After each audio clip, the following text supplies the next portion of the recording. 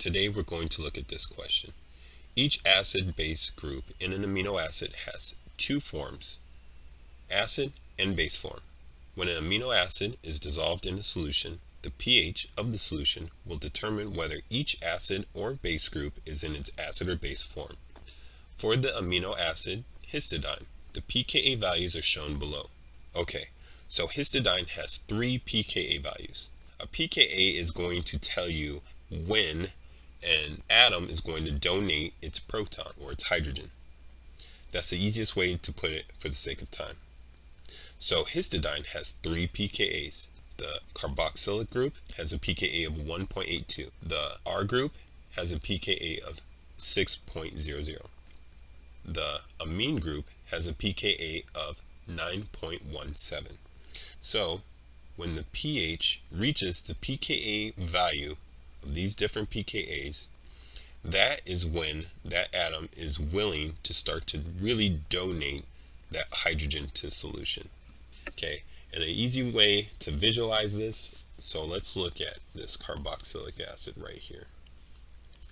And it has a 1.82 pKa. If the pH is less, so when pH is down, hydrogen in solution is high. Okay, so they're opposites of each other. pH is low, hydrogen levels are very high. So any pH less than 1.82, there is going to be a ton of hydrogen in this solution. Okay, and if there's a lot of hydrogen in solution, this atom is not willing to donate a proton. But as the pH increases, pH goes up, then hydrogen levels go down. So as this increases, pH increases, then we're going to see hydrogen gone. And in that case, this oxygen here is going to want to donate this hydrogen to solution when the pH starts to increase. Okay, that's the easiest way I can put it for the sake of time. Okay, so we're looking at this molecule here, and now we need to figure out what is the pH of the buffer in which the amino acid is dissolved. One thing you need to know about buffers: a buffer is a chemical that keeps a solution within a pH range. Okay, and so let's look. So if the pH is low, below 1.82, this is the structure you're going to get here. Okay, and that structure does not match the structure that we're given. So that is not the correct pH range, at least. And then, so we look at this next structure. This is what the structure is going to look like. You've already lost the hydrogen on the oxygen. You still have the hydrogens, all 3 hydrogens on the nitrogen, and you still have a hydrogen on your R group. That structure is going to be between the pH of 1.83 and 5.99. Okay. So that structure does not match the structure that we're talking about. So we know the pH is not in that range. Okay, so let's look at this next one. We've lost the hydrogen on the oxygen.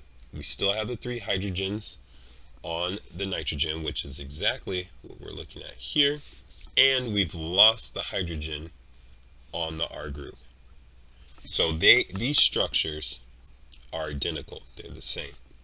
So we know that the pH range, is between 6 and 9.16.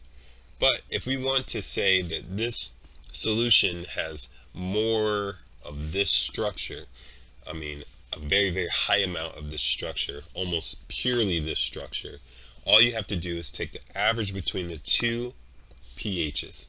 So let's look. And I've already done the math, and I got 7.58. So the pH for this structure here, 7.58. 9.58. Okay? And all I did was take the average between the pH buffer range for this structure. Okay, so question B, draw the amino acid histidine at pH 8.9. Now that might seem tricky. We might think it's this one because we've increased the pH, but if you look, the range hasn't changed at all right here. Okay, and so 8.9 is within 6 and 9.16. The structure is going to be exactly the same. So for that pH, same structure. Kind of a trick question. And that's it. If you have any questions, leave a comment below. Thank you for watching the video, and I will see you all in the next video.